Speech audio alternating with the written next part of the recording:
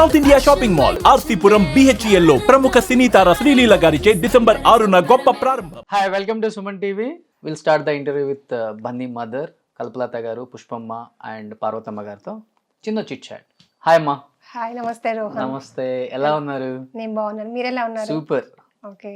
Especially Bunny మీ కాళ్ళు నొక్కే scene ఒకటి ఉంటుంది. అమ్మో, అసలు మీరు ఒక పెద్ద స్టార్తో ఇన్ని సీన్లు ఇంత పెద్ద కాంబినేషన్ చేయడం ఫస్ట్ టైం నాకు తెలిసి. అవును సార్. అండ్ దట్ టు ఆయన అప్పటికి పెద్ద స్టార్. అవును సార్. కానీ ఆ సీన్ చేసేటప్పుడు ఎలా మీరు ఆయన కోఆపరేట్ చేశారా, లేకపోతే ఆయన ఏం కాదమ్మా మీరు దీన్ని పెద్దగా పట్టించుకోవద్దు, ఇది ఒక సీన్లో భాగమే, మీరు ఫీల్ అవ్వద్దు అని ఇద్దరిలో ఎలా జరిగింది ఇది అసలుకి? ఈ సీన్ గురించి అసలుకి మెయిన్ అది హాస్పిటల్ సీన్స్. అది ఆ షార్ట్ ఎప్పుడు జరిగింది, ఇది సీన్ సపరేట్గా జరిగింది. ఇక్కడ హైదరాబాద్లో జరిగింది, అదేమో కేరళలో ఆ సరౌండింగ్లో జరిగింది. సారు అల్లు అర్జున్ సారు ఇట్లా కాలు ఇలా పట్టుకుంటేనే నాకు అసలు ఒక ఇదే వచ్చేసింది అనమాట. అంటే ఒక రకమైన భయం వచ్చేసింది ఫస్ట్. అంత పెద్ద ఆర్టిస్ట్ ఎంత యాక్టింగ్ అయితే మాత్రానికి అలా పట్టుకోవడం అంటే మై గాడ్ అనుకున్నాను నేను. రెండు కాళ్ళు దగ్గరికి అనుకున్నాను ఆ షార్ట్లో. అసలు భయం వేసింది అలా పట్టుకోను. కానీ కెమెరా నా బ్యాక్ సైడ్ ఉండి ఫ్రంట్ నేను చెప్పేటప్పుడు సుకుమార్ సార్ అంటారు, నువ్వు ఎక్కువ ఎమోషనల్ అవ్వద్దు, నాకు క్లోజుల్లో ఎమోషన్ దొరకాలంటారు. కానీ నేను ఎమోషనల్ అవ్వకపోతే ఆపోజిట్ బన్నీ సార్కి ప్రాబ్లం అవుతుందేమో, ఎంత చేసినా ఆపోజిట్ వాళ్ళు రియాక్షన్ బట్టే మన యాక్షన్ వస్తుంది కదా. నేను చేసేదాన్ని కంటిన్యూగా.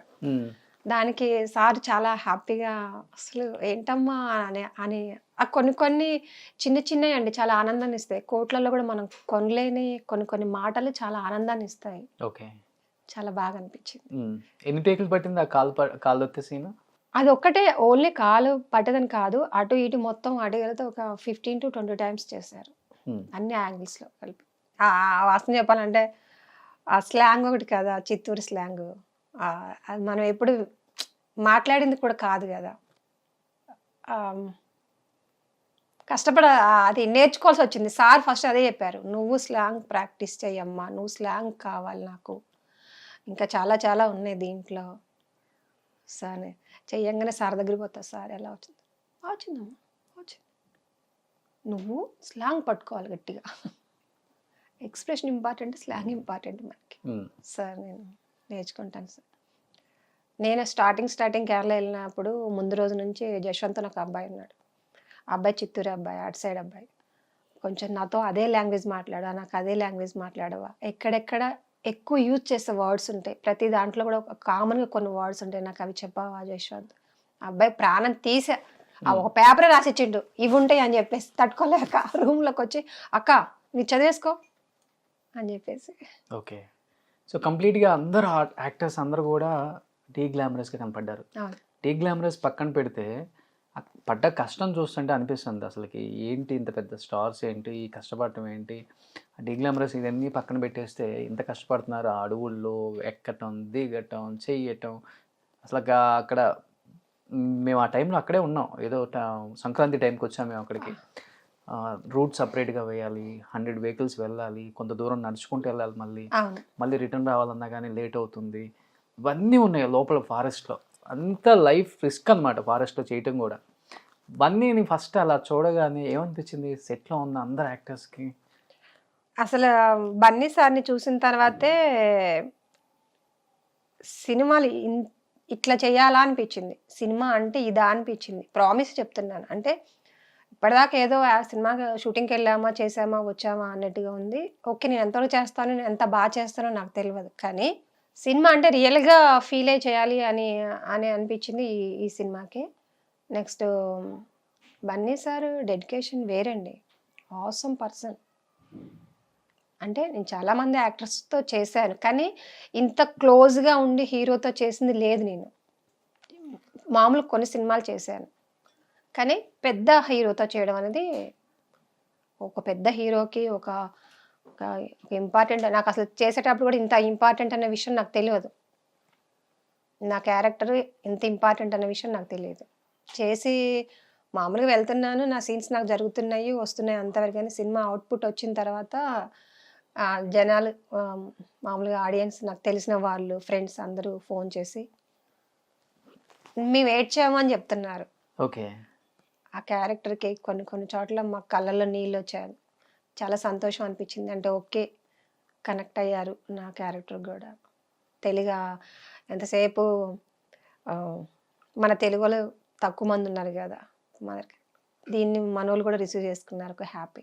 ఎలా అసలుకి అంటే చాలా మంది యాక్టర్స్ ఉన్నారు తెలుగులో కూడా, ఎస్పెషల్లీ కల్పలత గారికి ఈ అవకాశం ఎలా వచ్చింది? ఇంత పెద్ద సినిమాలో ఇంత పెద్ద స్టార్తో, సుకుమార్ గారి డైరెక్షన్, ఎలా ఇది, హౌ ఇట్ ఈస్ పాసిబుల్? యాక్చువల్గా ఇది అలా నేను ఏమని చెప్పలేను సార్. ఎందుకంటే నిజమేంటంటే అసలు ఏమి లేదండి. ఆడిషన్ నాకు సీన్ పేపర్ ఒకరోజు ఫోన్ చేశారు.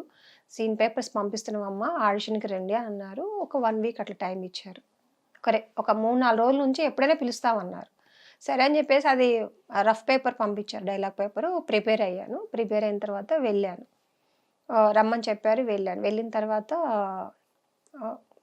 నాకులాగే వేరే ఆర్టిస్టులు కూడా పిలిచారు. అందరూ ఒక్కొక్కరు అంత ఎప్పటి నుంచి జరుగుతున్నాయి అంటే ఈ ఆడిషన్స్ నాకు తెలియదు. నా టైం వచ్చినప్పుడు నా పీరియడ్లో నన్ను పిలిచారు. వెళ్ళాను, చేశాను. కానీ నాకంటే బెటర్గా చాలామంది ఆర్టిస్టులు, మంచి అదృష్టం అంతే, లక్కు, ఇంకా వేరే ఏం చెప్పలేదు, నాకంటే బెటర్గా చేశారు వేరే ఆర్టిస్టులు కూడా.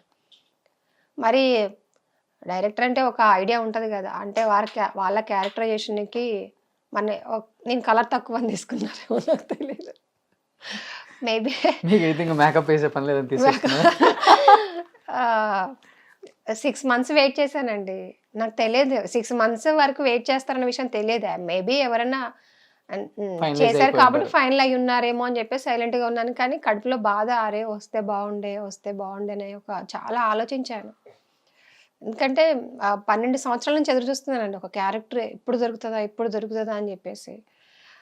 చాలా హ్యాపీ అనిపించింది ఫోన్ కాల్ రావటము, ఇట్లా అనగానే. అసలు ఎవరితో షేర్ చేసుకోవాలో కూడా నాకు అర్థం కాలే ఫస్ట్. జెన్యున్గా నేను ఎవరికి చెప్పుకోవాలి ఇది. ఇంకొక భయం ఏంటంటే పెద్ద సినిమాలు అన్నాక మనం చేసిన ఎంతవరకు ఉంచుతారో నాకు తెలియదు. అసలు నా క్యారెక్టరైజేషన్ ఏంటో నాకు తెలియదు అసలు. నేను ఎవరికి చెప్పుకోవాలి? నేను నుండి మా పిల్లలు ఇద్దరు, ఇంకా వాళ్ళే నాకు దేవుళ్ళు, అమ్మ నాన్న, నా ఫ్యామిలీ, నా ప్రపంచం, నా లోకం, నా హార్ట్ మొత్తం వాళ్ళే అనమాట. ఏదున్నా వాళ్ళకే చెప్పుకుంటా. ఇట్లా గుడ్డోడా ఇలా వచ్చిందిరా అని చెప్పేసి నా చిన్నపిల్ల అంటే, నిజమా మమ్మీ, కంగ్రాట్స్ మమ్మీ, టెన్షన్ బాగా చెయ్యి, ఏదన్నా కూడా ఓపెన్ హార్టెడ్గా చెప్పేది. నన్నుగా ఇష్టపడేది నా ప్రపంచంలో ఈ వరల్డ్లో నన్ను వాళ్ళిద్దరే అనమాట. Super. Anyhow congratulations and thank you for accepting this interview. Thank you so much. Thank you అండి. సూపర్.